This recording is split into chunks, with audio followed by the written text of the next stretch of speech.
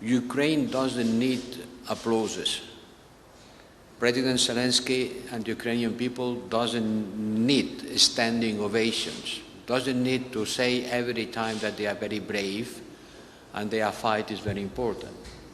It's good to say that, but the important thing is to provide tanks, fighter jets, I said that since the beginning, air defense and ammunition. You don't fight a war without ammunition. You don't fight a war without the military capacity that you need.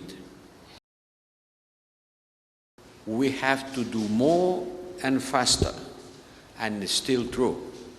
We have to do more and faster. More military support, more training capacities, more money, faster supplies, and also the permission to strike the enemy on their military targets on its territory. It's not enough to stop the arrow, you have to attack the Arcus. We need faster deliveries and fewer self-imposed red lines. Fewer self-imposed red lines. Because time is measured in human lives and the extent of destruction. Every day that we lose discussing about how much support are we going to provide, this is measured on Ukrainians losing lives. It is for Ukraine to decide when to sit at the negotiation table and under which terms.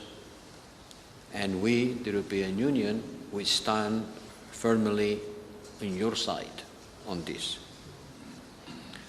But let's not be naive.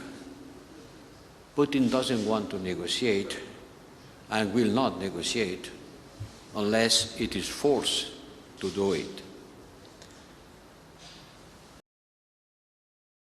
That today it was 35 years since the Berlin Wall fell, and I want to remember this day. I want to remember that that moment marked the end of the Cold War, and we thought that the world order could be an order of peace and cooperation.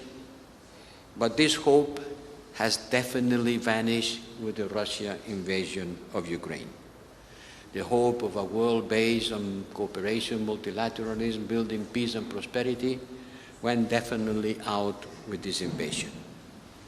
And with this invasion we see an imperialistic Russia trying to grab by force territory and control of a neighbor.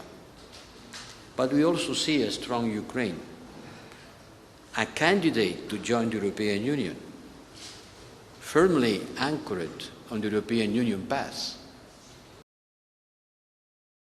It seems that already active participation of North Korean troops in the war of aggression of Russia against Ukraine is one of the most worrisome things that has happened in the last days. This marks a globalization of the war. Who could have imagined North Korean troops fighting against Ukraine?